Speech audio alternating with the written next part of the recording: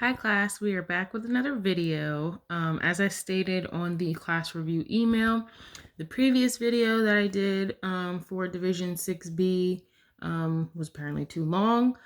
So I will be reshooting these videos in shorter segments to hopefully mitigate that problem. So as you know, we have finished Divisions 3, 4, Divisions 3 and 4 had a little bit of Division 5 in it, which is metals. And we did 6A, and now we are jumping into Division 6B. It is split up into two portions, your roof framing and your front porch box beam framing, as well as your standard front porch as far as like your columns and stuff is involved. For this division, before we jump in, we are going to need the Andersen Truss Company sheet. It should have been a two-parter. It kind of looks like this. This sheet here, where it's got the counts and the truss types. But then we are also going to need the roof plan layout sheet. That was also from Andersen Truss, okay? So hopefully you all would have picked that up when you picked up your supplies for the semester. If not, I can see about getting these uploaded to the Moodle page for you all to download and reference. But you will be needing those two sheets. You will be needing your Help Me guide that we've been kind of following along with this semester.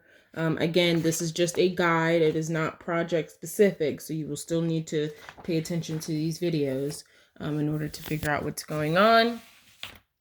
And lastly, well, not lastly, honestly, you will be needing your, roof plan, which can be found on sheet A3 if I can ever get to it.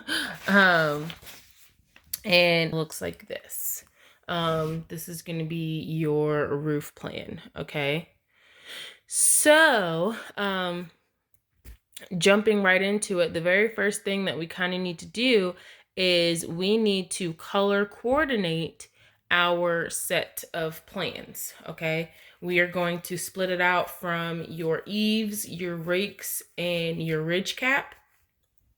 And we're also going to be labeling your slopes, the slope sides of your porches. That way we kind of know what's going on in the long run. As you can see, it's calling out a 1'4" overhang on your left and right hand side. So those would be your eaves. And then it is calling out a 1 foot overhang on your front and back sides that kind of go on the sloped end of your house, which would be your rakes.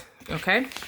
So first things first, let's get this bad boy colored and labeled and ready to go.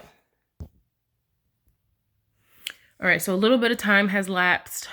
So I have color coordinated my set of plans using 3 different colors to separate my, sorry, I had to figure out how many colors I use. 3 different colors to kind of separate what my roof plan is and what I will be calculating. And I also did some labeling as far as A, B, C, D, E, F for some different components. So I'm going to kind of show you what that looks like. I do have some dimensions on here, but we will get to that a little bit later in these videos, okay?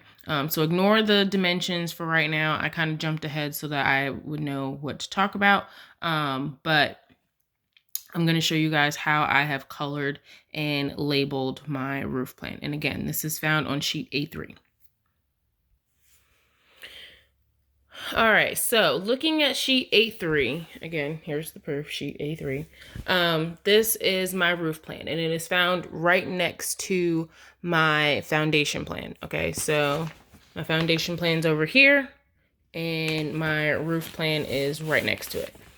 So I have split it out to where my eaves are one color. Okay, so my eaves are green. My ridge cap is orange, although it may look red to some of you. It is orange. And then I have split it out to where my rakes are purple. Okay, so my rakes are purple. Just so that for those of you who still might be a little bit confused, I'm going to pause this video and I'm going to look at the elevation plans to see what would be the best way to kind of explain the differences to you, just in case you might be a little bit confused. So I'm going to pause this video again. All right, so I am on sheet A2 again. And just as a little bit of an example, so this, when I'm saying my eaves, I'm talking about the length that runs the entire portion of my house, okay, on my left and right hand side. So this is what I'm talking about when I'm talking about my eaves, okay, and this is the one that has the 1'4" overhang, and this is on the other portion, my right side elevation, okay, this top portion right here. And then when I'm speaking about my rakes, I am referring to, one moment please, these guys. So this is what I mean when I'm speaking about my rakes, okay? It's the sloped portion of my roof. All right, so I just wanted to kind of clarify that for all of you. But jumping back into it, so I have them split out into my 3 different colors. I have a key down here. Again, ignore the dimensions.